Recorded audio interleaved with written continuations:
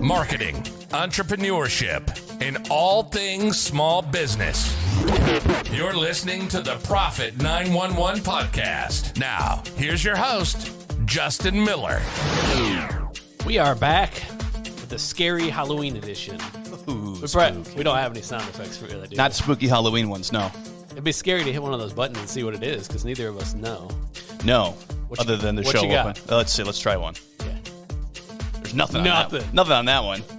Oh, you don't have any of them programmed except for the... This was very anticlimactic. Oh, wow.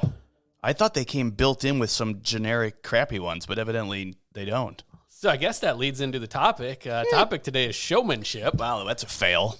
Yeah, or lack thereof. Yeah, really. But it makes a difference. I mean, this show, we clearly don't overproduce, but at least we have the intro and outro. True. I mean, it kind of sets the stage a little bit, and we're going to talk about setting the stage for your business a little bit.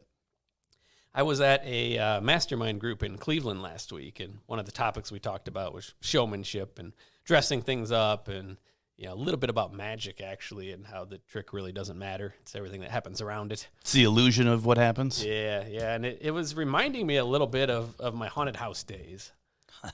So Halloween it was always an interest for me growing up. I'd stay at home and scare neighborhood kids rather than go and trick or treat. And somehow my dad went along with it, and before you knew it, we were building haunted house mazes in the garage. Okay. Complete with opening and closing doors to where we could keep people in sections as long as we want, and strobe lights and fog machines and power tools. And you didn't know this, did you? I didn't know that. No, not in the garage. No. Yeah. So I mean, those in Hampton, still mention it every year when they go there. Yeah, have the haunted scarred. house. Oh, They're that was 30 years ago. Well, that means you did something that they remembered. We brought it back for 1 year, maybe 5-10 years ago. Yeah, we redid it for old time's sake, but it's too much work. Now he does something that's just as much work, but doesn't involve me with a giant light display. But anyhow, I did own an actual haunted house very briefly until the night before it opened. You don't know this one? I don't think I've known this. I don't think I know this one either. Yeah, so I'd done all the promotion and everything. We built out the haunted house, and we had flyers everywhere. I probably did a better job promoting that than anything else I'd ever done. We had brochures everywhere to do with Halloween and discount coupons and the website and the whole works. But we were inspected the day before opening by the city. Nice. Including the fire marshal. And he said, no go, no sprinkler, no go. So, that was painful. This isn't the point of the showmanship, by the way, but make sure the behind the scenes actually is up to code too. We pretty much came to the point that there was nothing that was going to be done in that location to be able to open that. So we packed up the haunted house that took weeks to build in 24 hours and rebuilt an outdoor maze outside of the city limits at another haunted attraction. There you go. And did it as an upsell and recouped some of the money. We also threw together a 4D theater with 3Ds and water effects. This is all within a couple of days. Oh, jeez. And made it happen and recouped, I don't know, 80% of what we spent. But there's nothing like working for a month to recoup money that was already lost. And then at the end of the season, we had all these plywood panels and stuff for the wall panels. So we had a hell of a bonfire. Oh, yeah. It was some people write down bad things, burn them. Yeah. No, ours wouldn't have, the fire department probably would have been called out there too. Sure. But, yeah. Yeah, but the haunted house is all about show. It's about what you see, what you don't see. And it's about fun. So I actually took the kids to a lights on haunted house this Saturday. Mm-hmm. I'm like, all right, I took our 10-year-old and our 8-year-old. I'm like, I don't know. I don't think they can do an actual haunted house yet. So I'm like, let's take them to the lights on, see what they think. And, turns out, the show is not as fun when it's lit up. True. But, so they covered have you been to one of these? No. The lights on? Mm-mm. So they covered all the gore. So Okay. they have black sheets over everything that was just too much. And all the actors are not in costume, and they're sitting in their rooms, and they're handing out candy. So you're basically trick-or-treating. Yeah. And kids are still panicking. Sure. All the props are turned off. Yeah, but it's probably still scary. There's no music. Oh, no. Oh, it's dry. Wow. Really? Yeah, so they shut off completely the show. and something totally different. But we did establish that, no, they probably would not have enjoyed that as an operating haunted house yet. So we're not quite there. Maybe next year. Although the 10-year-old says he's not even trick-or-treating this year, so who knows? Yeah, but the haunted house, I finally have a little bit of my love back for Halloween. It took a long time after. That just sucked it out of you? Yeah, it did. It took several years after losing all that money and putting all my heart into that, and then it just being destroyed, literally. I never knew that story. Yeah, you can't know them all. We have to, Well, no, there's got to be some surprises. When you're 47 episodes in, that's when you spring it. Yeah. No, I get it. Yeah. And we actually just did, speaking of showmanship, we just did a commercial video shoot in the office, which this podcast will get released way before that's done, but you should see it on our website pretty soon. And it's not your typical corporate video. Are you dressed like a dinosaur? See, that would be like a really good idea if you were a dinosaur in the video. Now, I am not a dinosaur in the video. There may have been one. Okay. I have what's probably now going to be my official trade show uniform of a dinosaur Hawaiian shirt. Oh, you found one. And I have like the visitor's lanyard from a Jurassic Park movie. Oh, there you go. No, I like that.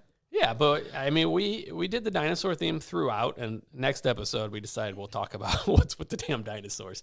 But our lobby has a big T-Rex skull now, and we have the mosquito and the amber egg. I don't know if you saw that when you. I did see that. Yeah. Yeah. So very Jurassic Park like for those that grew up in the right era to know that. Mm-hmm.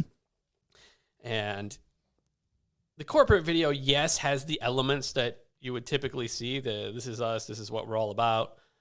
But I wanted it to be entertaining. Like a used car video, like where the sales guys dressed up like a dinosaur? It could be stupid entertaining. Yeah. I didn't care about that. Yeah. But what is the point if there's no entertainment value? You got a lot of crap to watch online. I don't think the thing you really want to watch is a direct mail company's promotion. Here's where you put a stamp on it. Welcome to our office. Yeah, that's true. That can be something that's already dry. Even drier. Yeah, so we try to jazz it up and make it fun. Hopefully it comes through. It's either going to work well or it's going to be a complete bomb. We took a risk on it. I'm leaving that in the editor's hands. Yeah. You have some experience in that realm. So we are walking that fine. Well, we probably went over the line, but. Yeah, but a lot of times that's what makes it memorable. Or if there's one thing that stands out to somebody and they call you, they're not going to necessarily call you because they saw something you did in the video that's like, I got to have that. But if they remember you, We were also trying to make the office, a destination. So not a lot of people get to set foot and see the actual show of being here. They miss out on true. that. So we wanted to both replicate some of that, but also create enough curiosity that you might be more tempted to come in and do a consulting day with us. That makes sense. And we'll do some stupid stuff with dinosaurs if someone comes in too. So, I mean, why not? I mean, we always dress up a notch more than normal when clients are in. This is a completely casual environment. Have fun is one of our core values. We take that a little too seriously some days. Better than not taking it seriously ever, I guess. Right? I mean, why go to work if you don't have some fun? But that's probably a different podcast. I'd say that's a whole nother episode. Yeah. I mean. Yeah, we want people to actually be here. But going back to Cleveland, while we were there and we were on this theme of showmanship, I was there for the Elite Gold Crown group is the mastermind, if anyone's curious. Which good group? It's a marketing group. We got to tour a Magic Collector's personal museum. So, yeah, that was a sympathy, but this actually is kind of... No. But I mean, then I'm thinking a little bit, I'm like, because I like history. So is this like someone who has is it just weird things that he likes? Or is there something in there that you're like, Houdini own that? Yes. Yeah, so I'll set the stage a little bit. First off, I'm going to call it a private museum. Okay. And you can't just go there. Like someone knew him. Sure. Someone knew him, yeah. We were the first quote, corporate group to ever set foot in the thing. Normally it's magicians or somebody else.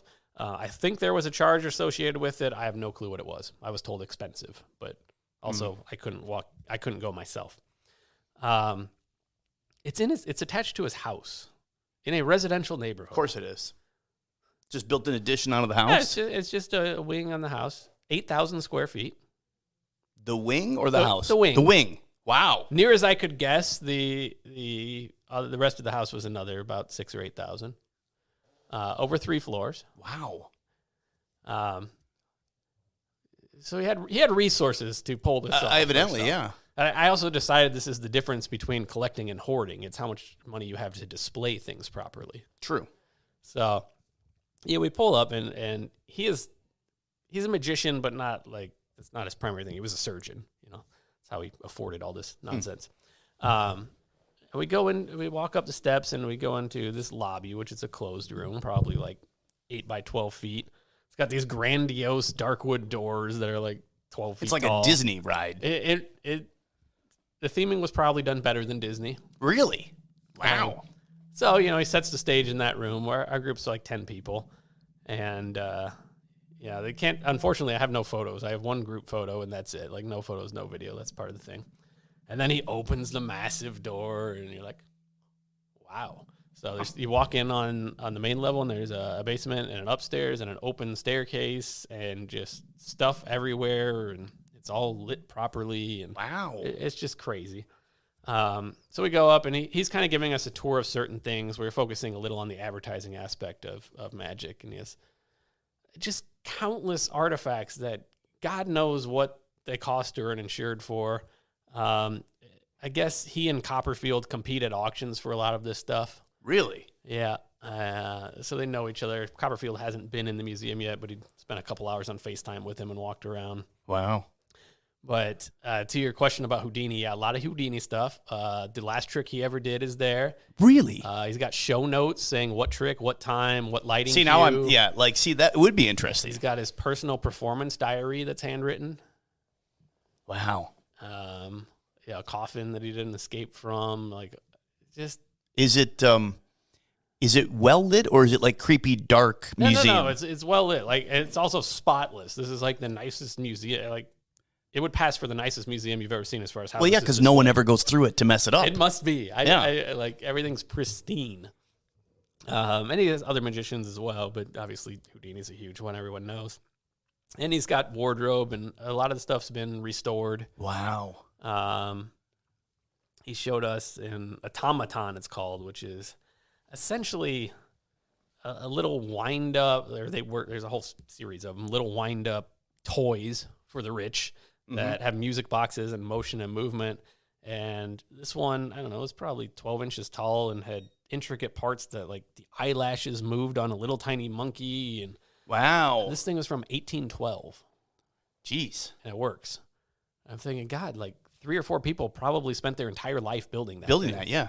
Is this guy like married, or is he just? He is. Is he? And his wife is like, okay, whatever. I didn't get a chance to ask her. We did go to dinner with them afterwards. Like, the psychology of this whole situation is even more fascinating. Wow.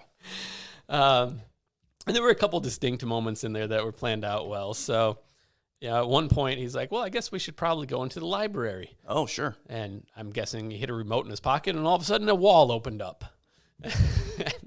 Wow. Now we have this fancy, dimly lit library with the rolling ladders and the cases. And he had the guest book from Houdini's house in there. And just, can you imagine the amount of money he probably spent on that stuff? I really can't. His insurance company either loves him or hates him. I'm not sure. Well, that's the other thing, is the cost to insure it. But, I mean, if you're a surgeon, I mean, you can make some serious money. But it's definitely been spent. Wow. I'm sure a lifetime of collecting.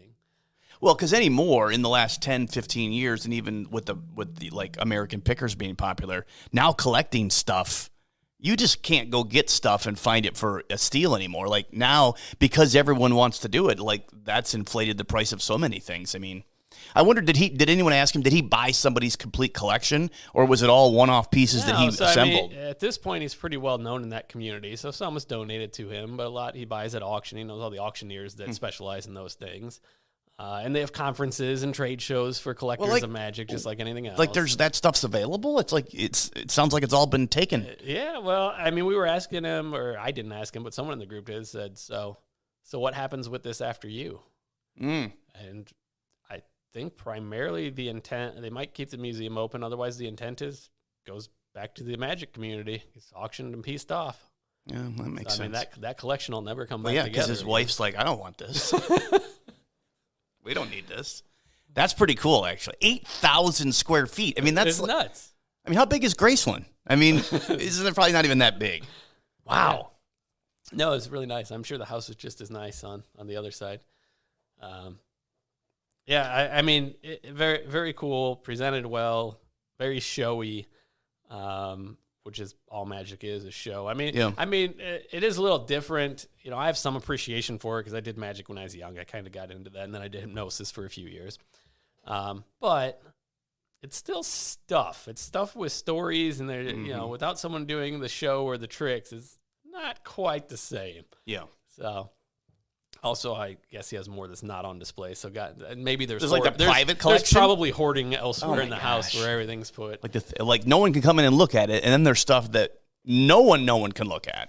Yeah, that's.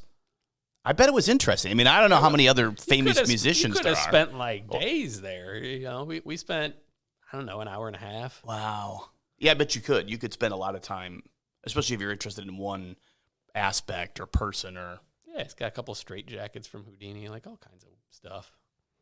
That's crazy. It's interesting to think that some of that stuff was kept by people. Like, because that's just it. There wasn't. I mean, 100 years ago or 80 years ago, there wasn't like this. There really wasn't a collector's market per se. I don't think. Yeah, I mean, Houdini was a showman though. Like, he was. So I'm guessing that people did hold on to it. You know, he has stuff older than Houdini, but you know, that's probably the most prominent to me. Mm-hmm. 1812 that goes back. Yeah, I mean, that thing's crazy. Yeah, I mean, very, very cool. I'd say if you have the opportunity to go, but I mean, there's no opportunity, evidently, unless you're in the mastermind, which won't go back. There's probably people out there with similar things in other industries. Well, I thought about that too. I'm like, is there someone out there with a collection of Evel Knievel stuff, or you're right? There's got to. I mean, that is like, you know, huge. Well, Evel Knievel's showman too, right? Absolutely. Yeah. Yep. And crazy, but they all are to an extent. Sometimes, well, I mean, the crazy goes along with the showmanship. I think sometimes you got to be crazy enough to, because isn't part of being a great showman not worrying about what people think of you? You don't, because human behavior so often is like, I don't want to be judged. I'm afraid that what people will say of me. P.T. Barnum didn't care. You know, Houdini didn't care. Just do your thing. They probably did, but in private. Yes, but not enough to stop them from doing something. Yeah, I mean, well, I consider myself a functional introvert. You know, I'm definitely not going to go walk around and work a room, but you know, if there's a business purpose and it needs done, I'll get it done. Would you do it in a dinosaur costume if no one knew who you were? That might be. It would give you the ability to go incognito. We have one here if you want to try it on. I might. A couple masks too. Cami up front has a couple masks. Got to be better than like a giant progressive sign that you twirl around on the corner. Yes, my Halloween costume's somewhat related, but it's still under wraps. Yeah, because it's only, you know. We have a contest tomorrow. So you don't want anyone to know. I see. So I'll edit this and get it posted on Halloween. But last thing was showmanship. So one thing that's going on right now is we're planning a trade show booth. And we're trying to make a spectacle of it. And one of the challenges has been getting people just into the booth. You know, our staff does pretty good once people are talking. We're trying to get them talking. And I've spoke to multiple groups I'm in about how to do this now. And we had some of our own ideas, and we're going to keep with the theme. So, you know, we, of course, are looking at someone in a dinosaur costume. Naturally. Which we'd have to hire someone. We're looking at potentially the large inflatable dinosaurs to have in the booth or give out. Mm-hmm. We have our little ones to give out. Talking about something interactive like a prize wheel, which you probably threw away, my old one. I did, actually. Yeah, that was worth about $500, Kevin. I don't know if it was worth it by the end because it was pretty beat up. It had been used many times. But they had one. I did a big gala charity thing this weekend, and they made one, and I was like, people still love that, and everyone was over there spinning the wheel and trying to get their more raffle tickets. Yeah. I mean, it is it was not my idea in this case either, but someone mentioned it. My idea, which I was passing around to see if anyone thought it was a good idea, and at this point, either enough people have said yes, whether or not they meant it, that we'll probably do it, is we're going to get a real dinosaur fossil. So right now I'm looking at T-Rex teeth. Sure. so that we have a curiosity factor of something you could come into the booth or into this office and see. And you're going to put it under like glass and put a shine a light on it? Absolutely. Yeah. Handle it with white gloves if we touch it. Wow. But it's 65 million year old Sure. T-Rex too. So there's a good chance that if you're hearing this and you see us at a trade show, we will have that exhibit. This is the beginning of an 8,000 square foot addition to your house. No. I think so, yeah. No. There's a lot of dinosaur bones out there. There's not as many as you think. No, I For imagine. sale, anyway. For sale, yeah. I still have to figure out how we make sure it's actually real because they have certificate of authenticity, but it looks like some guy wrote it in his basement on these things. Yeah, I mean, that's true. You could probably... And you got level of restoration. I mean, at least one person said, does it have to actually be real? Like, yeah. You know, our number one core value is integrity, for Christ's sake, you know? Well, yeah, I mean, it's not like you're buying a moon rock, which you're like, I don't think this is real. Well, they have one of those at the Space Museum. Well, sure, that's what I mean. It's about a ½ inch, and you can touch it in the case with the lights on it. Yeah. Yeah, so a little bit of stealing that thought. No. We're not gonna I think it's a great idea, though. We're not going to let you touch it. Yeah, you can't, not even with the white gloves? No. You have to be, like, certified? Yeah. You'll have someone there in, like, a tuxedo. We probably should A have security. dinosaur in a tuxedo. Well, that might work. I don't think I have time to pull that off. With a camo tie. I should have security, though, around it. That would be cool. Security with, yeah. See. Just standing there. Yep. I like that. I like that a lot. It's, well, I mean, again, how many trade shows do you go to where it's just, I mean, everyone's got their cool, fancy. Well, that's just it. It's really hard to stand out at this point. Mm-hmm. At one point, like last year, a couple years ago, we were looking at like dinosaur photo ops, like a ride-on dinosaur. You get a photo op or an animatronic one, but those were a little loud Yeah. and a little hard to ship. But a Yeah. dinosaur tooth, I think we could do. Where does one look for a dinosaur tooth? Where do you think you would look for a dinosaur Well, I tooth? mean, I know that, but do you have to? Yeah, I bet I could go on Amazon right now and guarantee that I could find one that's not real. But more eBay than Amazon. You got to Is get there- into the collectibles. I guess. Does eBay have a collectible I really try to It's avoid got it. a fossils and rock category. Of course it does. Yeah. Naturally. Yeah. You don't call your friend at the Putnam Museum. You go to eBay. Oh, look at that. There's a Triceratops whole skull there for sale right now on eBay, but it's a little outside of my price range. When you say out of your price range, are we talking six figures? $250,000 was the starting. I mean, how do you prove that it's authentic then? I mean, how do you what do they call it with baseball stuff? I think you can only prove where you got it from. Like, here's where it was excavated. So you need someone to go bury it first. Well, no, I mean, if you get it, yeah, I'm just talking about like I got it from some guy, on the 405 when I was in LA. You just need someone to manufacture it and bury it, and then someone else to get it and say we excavated this from bury it in the blah, back. blah, blah. That's true. Using the most modern excavation techniques of paintbrushes. You could put your kids to work for that. That'd be a great exhibit at the museum. I love that idea, though. That is really that's a lot. That's a big budget, though. So join us at the next trade shows, and you'll be extremely disappointed by what a dinosaur tooth actually looks like. But enough curiosity. I mean, it's a carny thing, right? It is kind of. You're right. You're like we are actually thinking about walling off part of the front of the booth and make it an enclosed, so you have to come in to see. I love that idea. I love that idea. If I could get away with a fog machine, I would, but fire marshal will once again shut you down. Yeah, wouldn't be the first time. No, not at all. Wouldn't be the first time. Shut down the whole convention. Yeah. Yeah. Oh my gosh. No, I love that idea. Make it something like where they got to walk in, and then it's all dark, and the little light is shining down. There's a guard there with the. Oh yeah. Yeah. I like it. I like it. Cost me more probably for the guard and the actor in the costume than the fossil. Yeah. Booth, but, man. Yeah, but you will draw attention. People. I would imagine that word will get around on the trade show floor or at some of the, I would hope so. I think that would be, yeah. So we're going to wrap this one. And coming up next episode, we're going to explain why on earth we're talking about dinosaurs anyway. Because apparently we've failed to relay that message in the past. So join us for episode 48. What on earth's the deal with the dinosaurs? Thanks for listening to the Profit 911 podcast. Be sure to subscribe and leave your comments. For more information on how Profit 911 Consulting can help grow your service business, visit profit911.biz.